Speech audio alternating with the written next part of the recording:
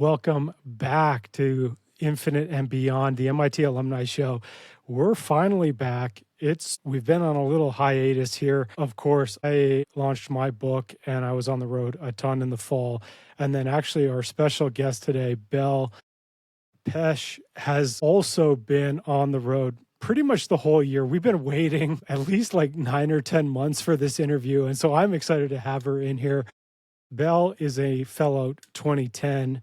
Now, not only did she graduate with 2 majors, but also 2 minors. And for the folks out there, and all of us have this as, or at least it seems that way, as imposter syndrome, people who went to MIT, she took 10 courses in a semester. And, most of us were barely getting by with 4, at least I was. Since MIT, Bel's gone on to be the founder of FaziNova. We're going to talk more about that. She's also been named the TED Fellow, one of the 100 most influential people in Brazil, inspiring women in the world, Forbes 30 under 30, and the first Brazilian to receive the Cartier's Women Initiative Awards. Bel, incredible to have you here. Thank you for joining us. Rob, it's a pleasure to be here. I'm so excited that we have an alumni podcast, and I'm so happy that we're able to synchronize and excited to share with our fellow listeners a little bit about a creative journey, an exciting journey, and what life is truly about. Thanks for having me, and let's do a deep dive on all we can in this podcast. That's right. Bel has to catch a flight. So, when we're going to talk about purpose and meaning of life, it may take a while. But we do have time. Don't worry. It's actually funny. I was almost non-stop traveling for 9 months, but the last email I sent before these 9 months was to Rob. And now, finally, we're finishing the loop, recording it 9 months later, and I fly again. Now, So for everyone out there, go to app.fazinova.ai. I've dropped the link in the podcast notes and sign up to get your free copy of Bel's book, The Girl from Silicon Valley 3. Now, it's a book, but it's also going to take you on your own journey where you're going to end up writing your own book by the end of it. And of course, I read the first chapter this morning, and a quote that I want to start off the show with is from, of course, your book. And it says, "Your purpose is to design a life completely devoted to who you truly are." Yeah. Bel, can you elaborate for us on that journey for you? Wow. Okay, that's a great way to start. Rob, through my journey, and the reason why also my MIT story is so multiple, is because I've always loved technology and I've always loved people. These were always 2 passions of mine. I graduated, I went through the whole Silicon Valley thing, from big companies to startups to my own startup. And while I was there, and this was like 2011, I've always liked to experiment with things. Like, of course, technology is a big thing in my life, but I've always loved to see how technology can help improve human behavior, can help improve human lives, not only through the technology itself, but through different solutions we have today for how people behave using technology. And 2011 was a new time in terms of social media was growing. I'm originally from Brazil, and I was living in the US for 6 years. And I had this intuition, and it was purely an intuition. Why don't I write a little bit of the things I learned over this past 6 years in the US? Back then was mostly MIT and Silicon Valley. But I'll do it to use the new ways that people can connect online. It was not a business strategy. It was just a way to trying to give back to people in my country all the things that I was somehow privileged to receive from the US and also from Brazilians in the US and Brazilians in Brazil. And then I wrote a book with my heart. I picked like 21 stories of moments that were seeds of expansion in my life. And the whole deal was, this is gonna be free. People don't even have to put their emails to download the book. This was like 13 years ago, and it's still free. It's still like that. But that went viral. So like, in Brazil, unfortunately, people don't read a lot, much less from a nerd. And even though I love people and I love business, I'm still a big nerd. So that was kind of a miracle now that I look back, like beginning of social media, a purely intention of giving back to Brazil some of the things that helped me throughout my journey. And it got 3 million downloads. Like, that's massive. We're talking 2012, right? So, I mean, in that time, I don't even think Justin Bieber had 1 million followers, on Instagram. It was a different time, right? It's still massive today. It's still massive today. Yeah. I was like 23 to 24 years old, and suddenly my journey was already taking me through education.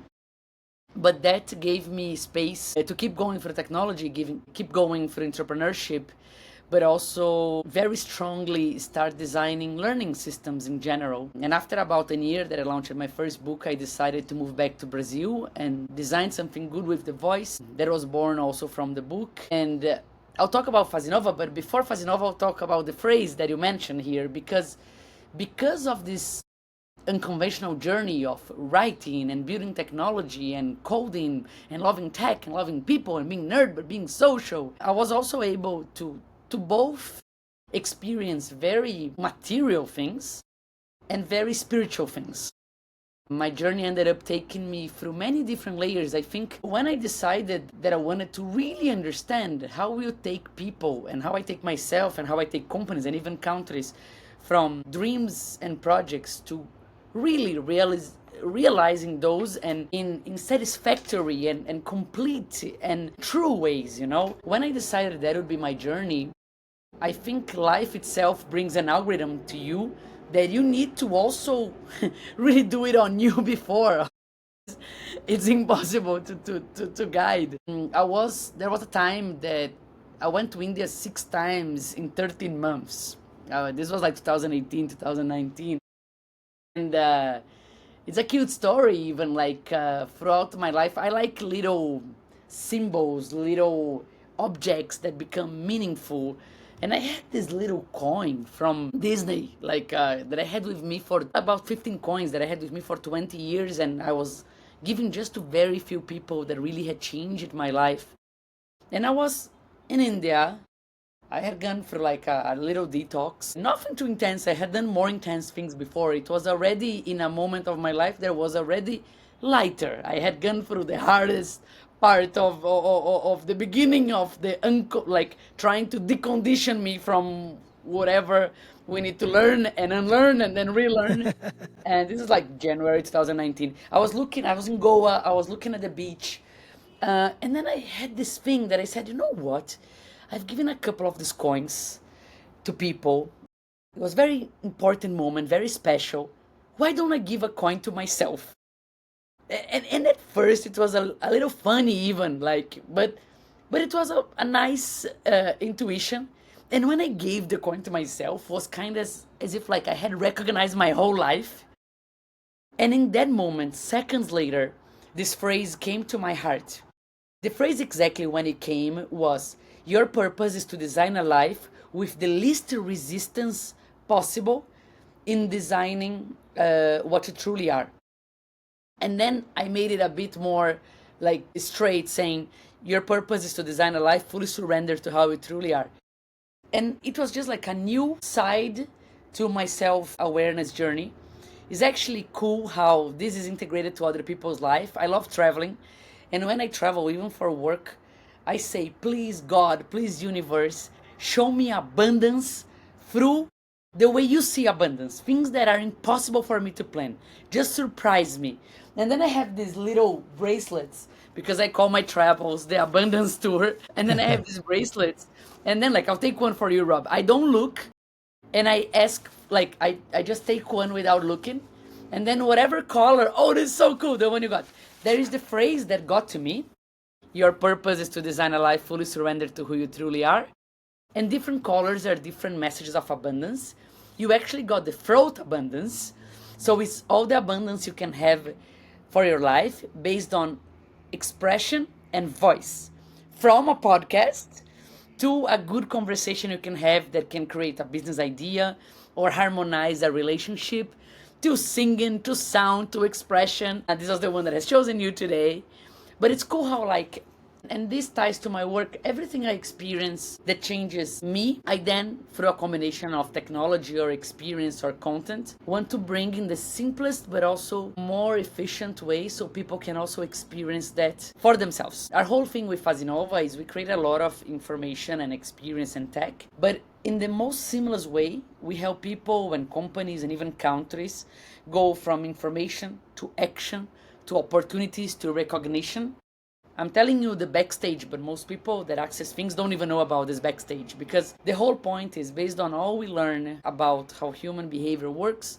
We use technology, content, and experience to help people go as seamless as possible in this transformation. Yeah, so that phrase has been guiding me. It's actually a phrase that asks for a lot of you, because it's a bit of the integration of opposites. Like, you need to design, but you need to surrender. You need to know who you truly are, but you're always on the path of learning. It's a lot of movement, but it's a lot of stillness. So when that phrase came to me, I said, I'm going to honor that. I'm going to take it as the guiding phrase to my life. And this is even an exercise. Like, I tell people, whatever phrase you decide that's going to be the guiding phrase in your life, it becomes the designer of the algorithm for your life. So take good care on what you choose. That one works for me, of course. But it's a cool exercise as well to try to understand what is the guiding phrase of your life. Because it's kind of a vortex in which helps your algorithm be drawn. And for me, at least, has been a very exciting journey. Yeah. When I was reading your book, what became so clear to me is how well you know who you are from such an early age. And it was even, and also something that when I work with folks, when they find that alignment, the things happen. Yeah. And it's exactly what you wrote, where it was like MIT wasn't like a shot that I was going to get in. It was going to happen. Yeah. And how, you waited for the SAT twos and then a spot opened up and you wrote and you got in. And it was like, it was just like destiny. And then for you, like pivoting from, instead of choosing the Google or the Microsoft, it was choosing a startup. And then even leaving that startup to found your own startup, and then leaving the one you founded to start FaziNova.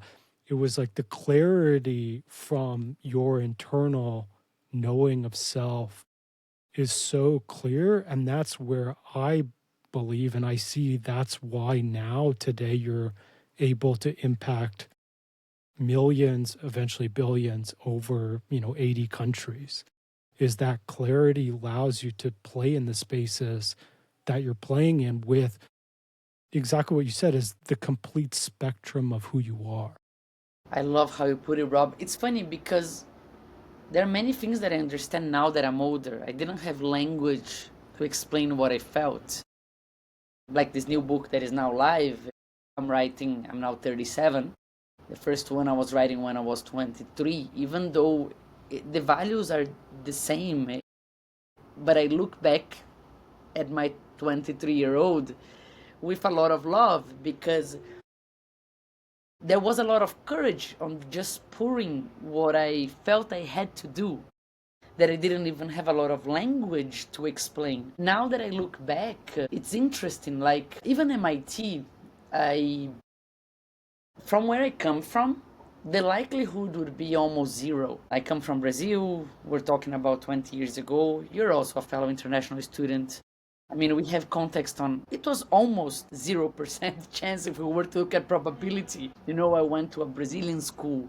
I didn't come from a family that people have studied outside. Actually, I grew until the last year of my high school thinking that I would go to a Brazilian college, and we have great colleges here. I had beautiful dreams for Brazil too. But when it happened and when I arrived, and I realized that MIT was kind of like, I felt like it was always reserved for me, and I didn't even know it existed, because it was a perfect match. And of course, this is just things that I kept learning much older. Like, even when I was doing the interview for MIT when I was 17, and knocking on the door of the interviewer and saying, please let me show you how the MIT education is going to help me change the world.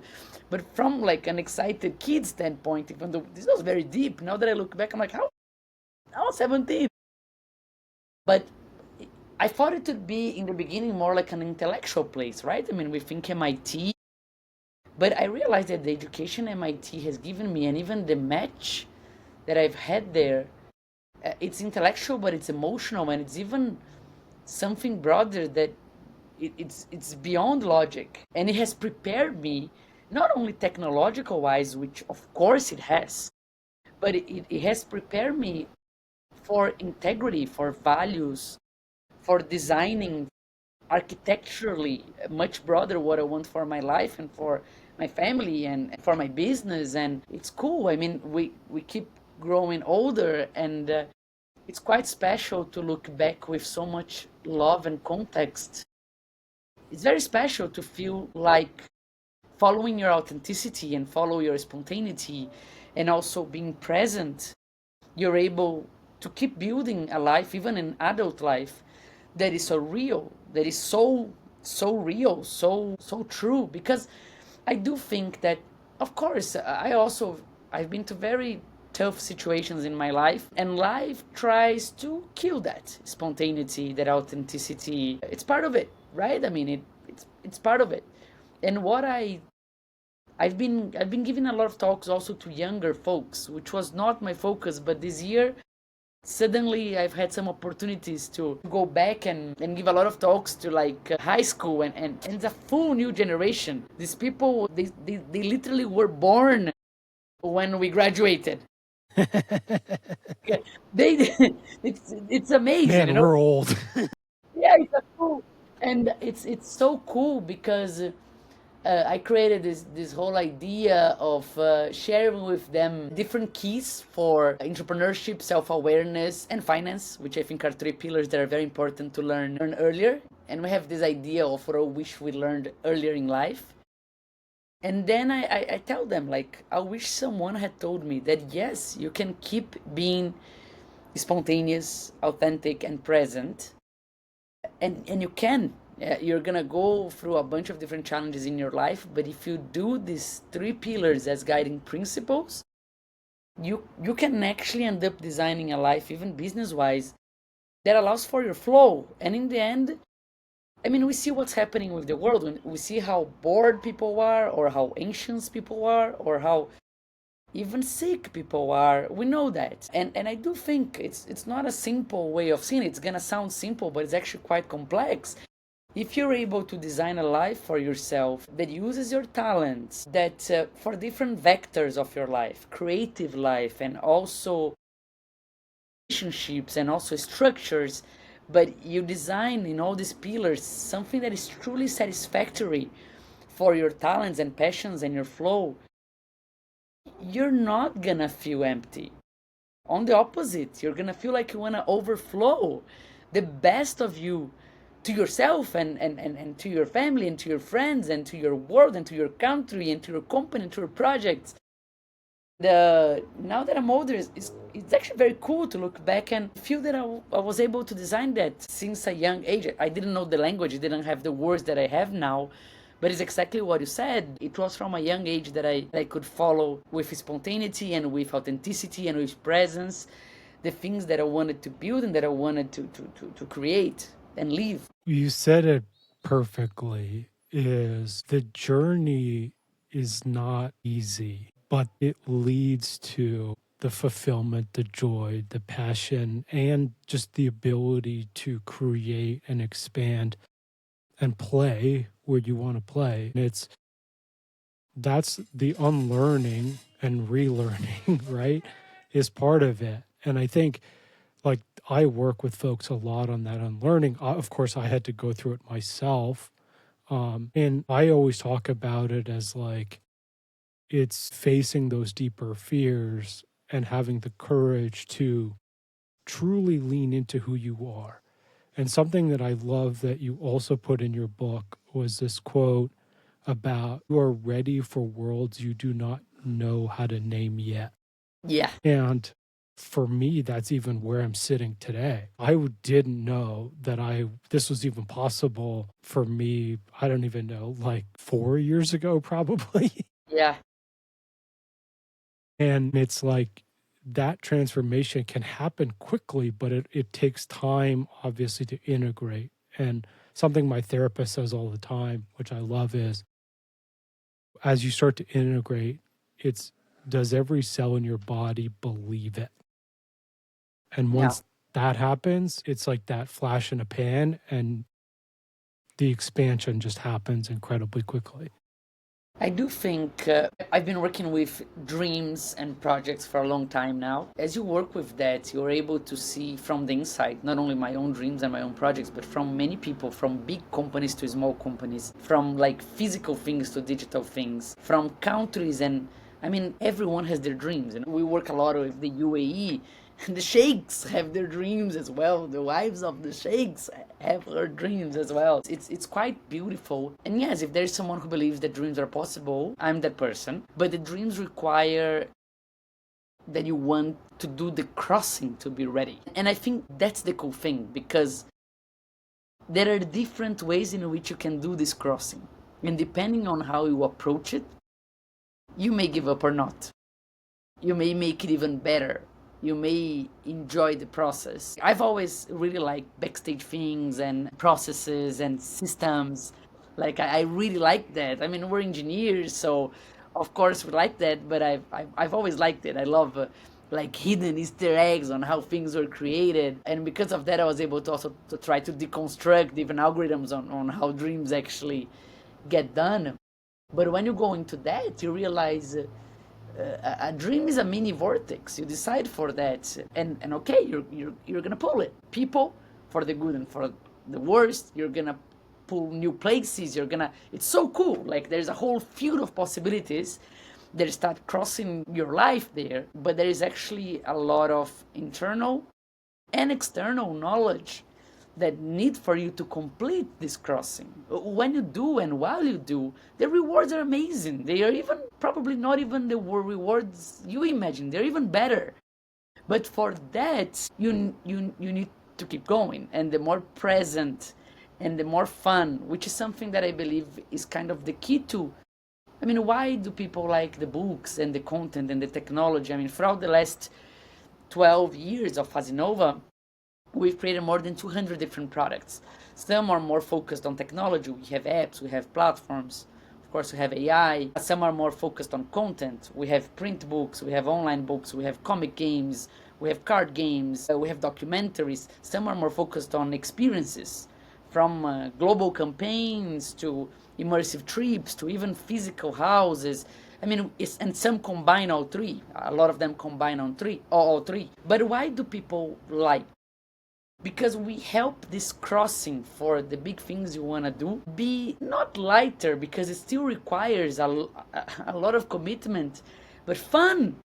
It's fun, it's exciting, it's real, and it's at the same time you're truly enjoying that and having context on not only the future but the present, and also the past as well, because there's a lot of cool things that took you to where you are right now. So I do think that the key, you mentioned the word play, and that's it. Like for me, life is this big playground. FaziNova is the best playground I could have dreamed for myself, and we help people create their own playgrounds, but in a very thoughtful, intentional, beautiful way, so that life can become this beautiful legacy as well, and this beautiful day-to-day painting and artwork as you're going through your life. But what does the future have in store for you? Where are your big dreams heading? Yeah, it's a good question. When you do some things for a long time, like 12 years building technology and experiences and content all together, I like trying to bring those integrations, let's say, one octave higher. And when I say one octave higher, is the more seamless, the better. The lighter, the better. The more effective, the better. And okay, there's so many different layers that I want to integrate and bring it in the best way possible. That's part of my excitement when I design products. And we always have a deep understanding also on what we're going through worldwide. And the way I see the world right now, if we were to look back maybe 4,000 years ago, humans always have gone through cycles of reinvention. Reinvention is not a new thing. Like we think we're so special because things are moving so fast. It is true that they move fast, but things have always been reinvented, right? So if we look maybe almost 4,000 years ago when people were starting to write, there is a big cycle of reinvention of ideas and how you'll be able to create new ideas now. And okay, maybe after this cycle of reinvention of ideas, and it may take 1,000 years or maybe 2,000 years to go from reinventing ideas to reinventing relationships. So maybe we're talking 4,000 years ago in a region, Sumerians maybe were there doing new ways of writing, and maybe 2,000 years later Greeks were inventing the polis and the cities and different ways of relating, and maybe 1,000 years later the Romans, I'm being very simplistic just to illustrate a point, but maybe 1,000 years later Romans were defining a new cycle of reinvention of rules, of structures. So the way I see history, we go through different cycles of reinvention.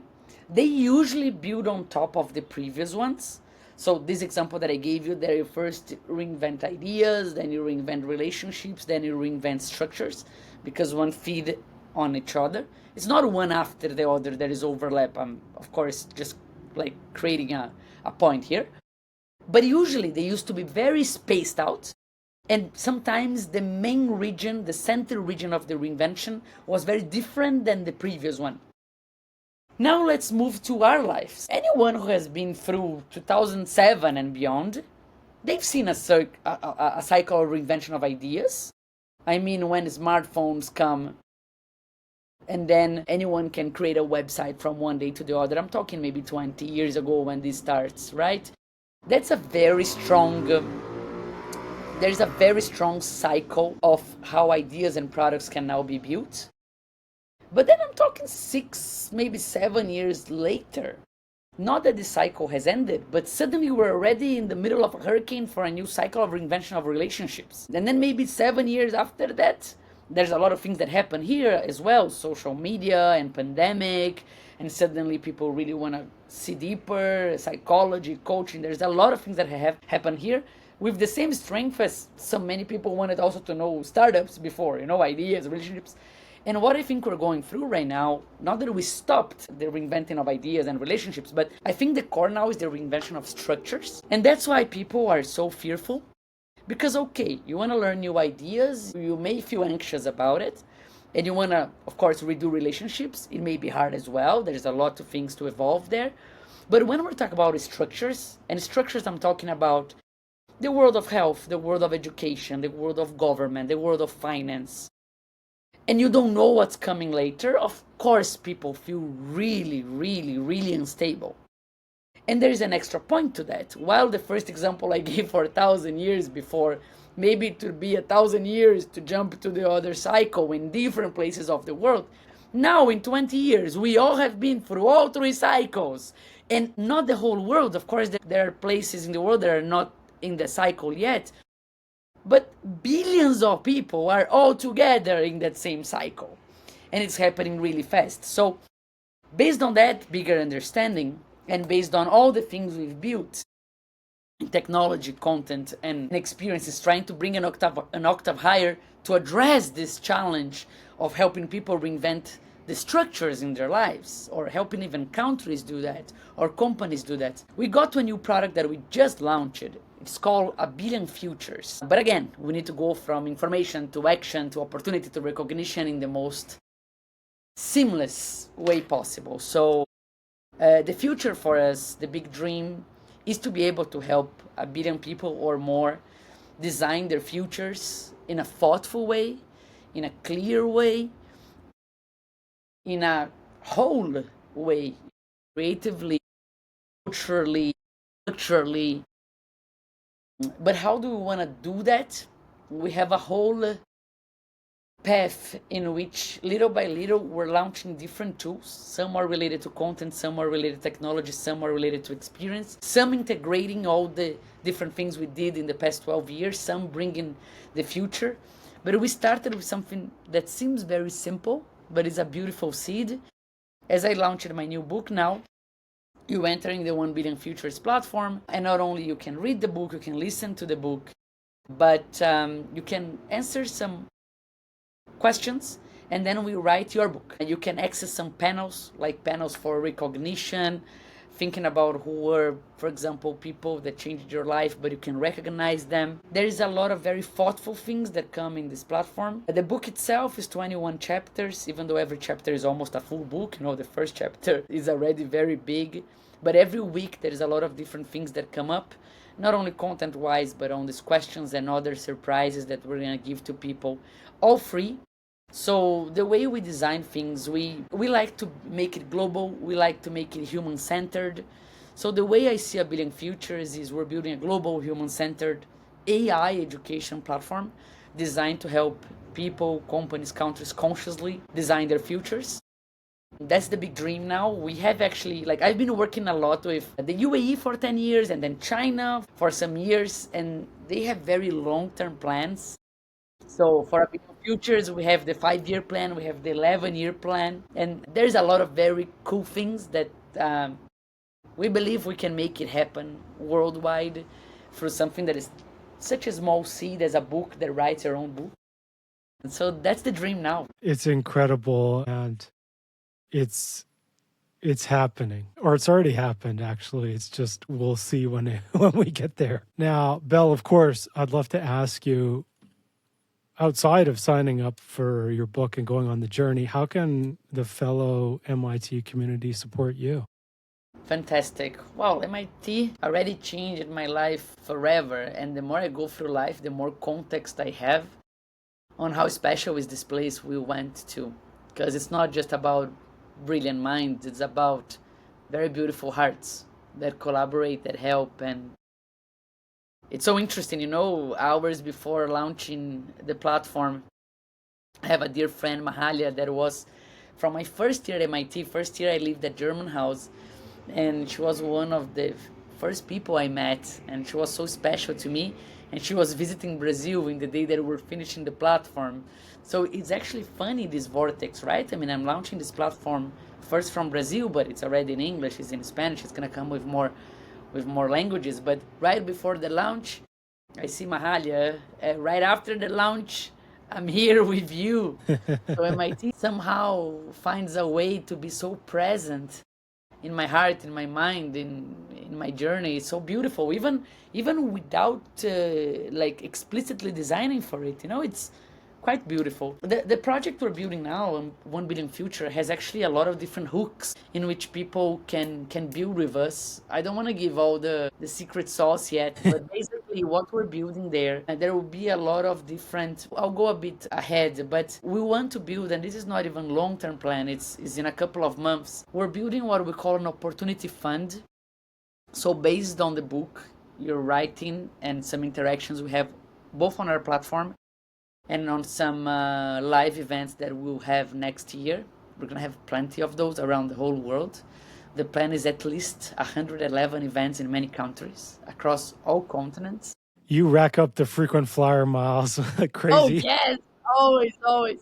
But the idea is we want to create a platform that proactively learn about what are the best invitations and opportunities we can give to you. And because of that, we have many hooks that we're building in our systems to do this match, both on the side of what you want to do and on the side on what are the places or people or companies that could be the perfect matches for that. So we actually have a lot of hooks on many things we could do, regardless of what people are working on. If they feel like they can be a path for this a billion futures, or the first million, because I love looking at who are the firsts to commit. Of course we already have people in Brazil and around the world that are being part of this design, but if somehow for any company you feel like, oh man, I want to contribute to that, I want to help people design their futures, and somehow I want to be part of this opportunity fund. And it's a fund not only of money, there is money too. There's a lot of interesting things that are more on the structure side, but there is a lot of things that are related to culture, to ideas. It's very cool. Like, we deconstructed all the things we did in the past, and we want this to be a proactive AI that understands you and gives for yourself invitations that you'll be very glad to receive. And of course, I look back on my own invitations that I lived that changed my life. So there's a lot that we can do with fellow alums. So if anyone feels like I want to learn more, let me understand this opportunity fund or this different hooks that I could be a part of, you'll be surprised because we build a platform that will actively help people understand themselves better. And there are modules, there are agents, there are events, there are opportunities. It's very well done on how there are hooks that countless companies and people can participate. And I would love it, of course, to collaborate with my fellow students. Yeah. Well, sign me up. And also, we need to chat because I have some folks in mind that I'm sure would be completely ready to jump in too. Fantastic, Rob. I Yeah. can't wait to read your full book, Rob. I've been very, as you told me about your journey, it's very beautiful and very brave. And it's very cool to see like what you've been doing now. And I want to learn more. Like I want to thank you for giving me the space to tell a little bit of my story. And I can't wait to learn more about you because I know those things are never circumstantial. Like this is actually when we launched A Billion Futures, we designed it in a way. We launched it a couple of days ago, and we decided that we wouldn't do any PR, that we would do just very few things because we wanted the first few thousand users to be the ones that come and join and use without us explaining what we do yet. We wanted to see there's a whole point on some things we want to build in the future, and the first few thousand can really help us with that. But life worked in a way that the very first podcast or anything I'm doing after that is yours. So, I mean, I don't take this lightly at all. That is something that we are connected not only through the podcast, but I'm sure that in the future we're gonna see with clarity, but it will only make sense as we evolve. So it's so cool. You've been trying to talk for months and it works on this timing. It's very cool. It's like I think that's one of the advice that I give to people. You keep being like you need to keep feeling yourself wowed by life. Because life is so wow. It's funny. Like, I think a lot of us, especially as MIT folks who are the drivers, right, is like we learn in life to push, push, push, push, push and achieve and push. Especially like this was me. Like, that's how I identified myself as like, I have to win, I have to be achieving at all times. And as you do the internal work, what you start to learn is exactly your quote is like you are on a path and it's going and it's your surrender to that, which I still find hard sometimes, of course, but it's things happen in the way and the time they should. And Yeah. you can push as hard as you can. And I did this. I tried to push therapy through. I was doing it 3 times a week. This year with my business, I was trying to push like crazy. I was spending all this money. But it's like you can't force things until they're ready.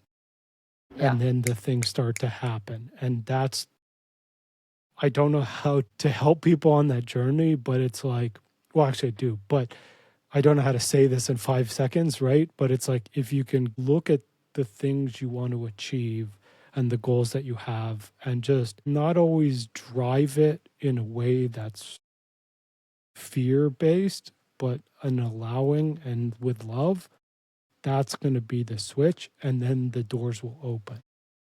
I do think that being organic to things is actually a very beautiful strategy. When you say about forcing, I think we live in a world that there are many tools that they're kind of to run over things. Of course, we want to build things in a smart way. We want to strategize. We want to build architectures that are smarter and more efficient. Of course, we want that. But I'm a big believer in natural, organic things, paths, actions. I don't know. I think there's just to some extent that you can force, and I would say this extent is almost zero. I think sometimes when you force, you think you did well, but sometimes you go to a path that wasn't even yours. And I understand, I mean, even with the reinvention of ideas that we've had, then you learn a bunch of tools that sometimes numb you for relationships too. And I'm like, I've been always on the counter side to it. Like I always say, feel it, listen. Look, I'm still an engineer. I still love things that are not necessarily relation to emotion and art. But I'm a big believer that the integration of the heart and the mind and the vision is the best natural path to create something that will nurture you and overflow positively to the world for decades, for a lifetime. So it's funny because there are many tools that are used to speed it up and to, I don't know, I think the world moves at the speed of trust, but trust needs to be real. So the better you can do is to really be trustworthy internally, externally, around you. And that's the work. Then the speed goes on, but with the trust that is real. Yeah, I love it. I love it how you're bringing it and how you're putting that into words for people as well. It's making me think as well. You mentioned the key word, trust. Trust, yeah. And it starts with exactly what you said, is trusting yourself. And when you know who you are, you make decisions and you do things like when you said you wrote your first book and it was courageous. For me, when I started talking about my mental health journey, and now I talk about it everywhere, it's in my book, I did it at TED, like people come up to me and they're like, "You're so brave." But it's trust is, for me, it's who I am and how I'm here to impact people.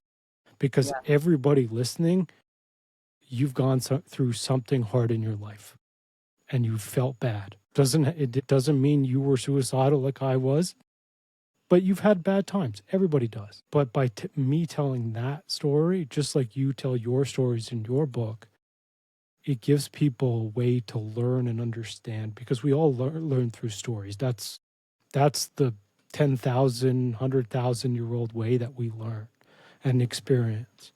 And that's the key, is like, it doesn't requires courage in a sense, but when you're truly aligned with yourself, it doesn't feel like you need to be brave. It becomes who you are and what you do. Yeah, And and then it becomes easy.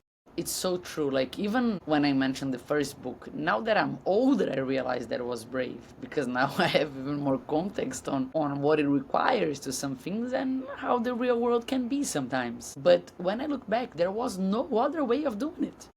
Because to be myself, that was the way to be. So it's actually I don't take it lightly how rare it can be that someone does it this way, but for me it is light because you're very aligned with your essence, and then it's fun, it's light, especially as you go through the crossing and you understand more things. There are three words that I really like, which is see, understand, and integrate. Because one thing is, there are many people that are not even seeing many things. There are many things that see, many people that see but then don't really understand what they're seeing. There are many people that may see, may understand, but don't truly integrate for better decisions and better choices. And I actually think that in the beginning this may sound hard, but afterwards it gets like a cool sport, you know? And not only about the decisions, but my whole point is my main way of understanding the feedback of life is not necessarily only business results. Of course, it's amazing seeing that the business is doing well and is expanding and is transforming lives and in so many different levels. This is super cool. But my main feedback is, how do I feel every day?